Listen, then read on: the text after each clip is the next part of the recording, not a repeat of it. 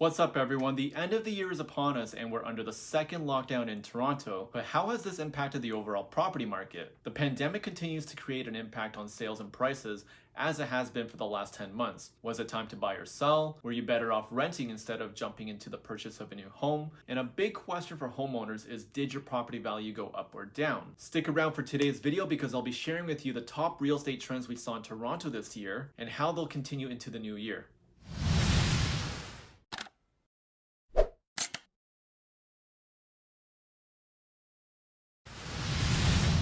Hey guys, welcome back to the channel. For those of you who are just tuning in for the first time, my name is Fred Tam and I'm a realtor in Toronto, here on YouTube to provide you with the best real estate tips and latest market information. I've had a lot of fun making these videos this year, and with the end of the year approaching, I decided to make a fun goal for the channel. I'm hoping to hit at least 500 subscribers before the end of the year, and if I do, I'll be doing a giveaway for a $100 gift card. Could be for Amazon or anywhere else you shop. We can talk about that once you win. So if you're new to the channel and you want to take part in this, all you have to do is two things. First, hit the subscribe button and don't forget the notification bell. If you're already a subscriber, then you've already completed the first step. The second step, leave a comment down below in this video with your thoughts on what's going to happen in 2021 in Toronto real estate. Each comment you leave will count as a single entry, so I encourage you to take part in any discussion. This should be fun and I hope you win. So now let's talk about what's happening lately with the market. Believe it or not, despite being in December, which is known to be one of the slower periods for real estate transactions, home prices are showing stable signs of strength. This article talks about how home prices have remained unaffordable for semi and detached homes in Toronto, which are selling for almost 9% higher than this time last year. And based on what I found, this is actually fairly accurate. Last week, if you averaged out all the freehold properties that sold in Toronto, the average price came up to just under 1.4 million, down 4% from the previous week. So this is actually about 10% higher compared to last year around this time, when it was 1.24 million.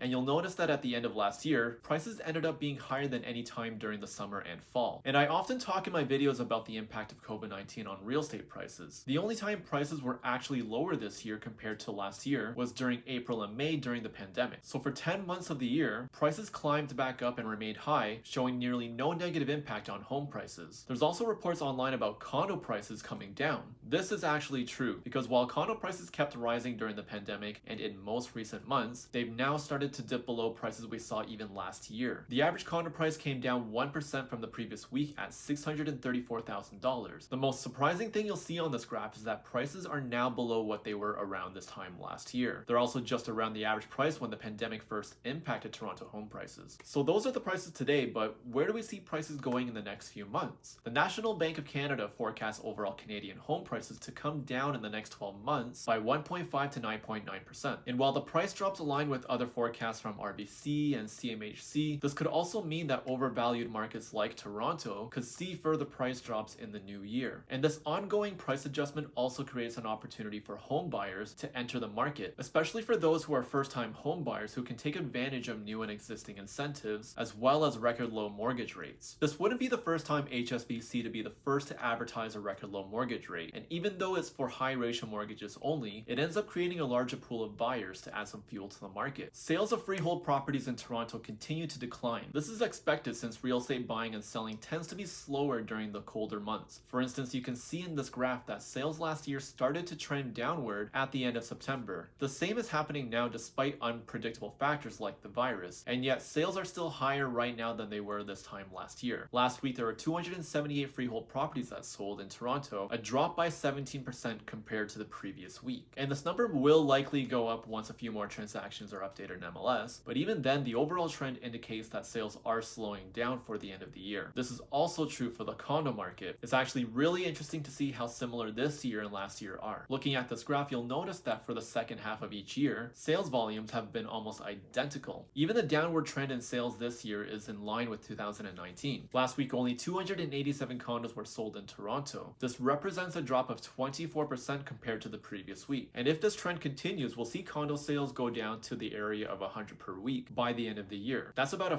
500% drop compared to the highest point we saw earlier this year during July. Even freehold property sales in Toronto might come down to as low as 60 to 80 per week. The relatively low sales volume creates a difficult situation for sellers and buyers because the market is just simply not as active as the rest of the year. As a seller, you might be missing out on a large pool of buyers, and as a buyer, you might be missing out on other homes that would be listed for sale in the spring. And before we get into housing supply data, give this video a thumbs up if you're gaining value, and let me know in the comments if you think buying your next home during the winter is a good idea, or if it even really matters in a city like Toronto where home prices seem to always go up over time. Okay, so now just like declining sales volume, housing supply also tends to go down towards the end of the year. This makes sense because if people are not listing their homes for sale, then there will naturally be less completed transactions. Last week, 297 freehold properties were listed for sale. That's down by about 66% compared to the peak in new listings we saw earlier this fall. And right now there's about 1,700 homes listed for sale, down 14% from the previous week. So it's obvious that home listings are falling. But what's alarming is the number of listings on MLS getting canceled. 198 listings were taken off the market last week. When there's a high number like this with a low number of added supply, we can assume that homeowners are not getting the offers that they anticipated. And they realize market values have probably gone down, and so they take their homes off the market in anticipation for market values to go back up in spring, which is usually an accurate assumption that can be made in a regular year when a virus doesn't impact the whole world and flip everything upside down. We're also seeing similar trends in the condo market. Last week, 547 condos were listed on the market. 452 were taken off the market. This makes a ratio of 83%. So what does that mean though? It means there's an 83% chance a condo listed on the market right now will be taken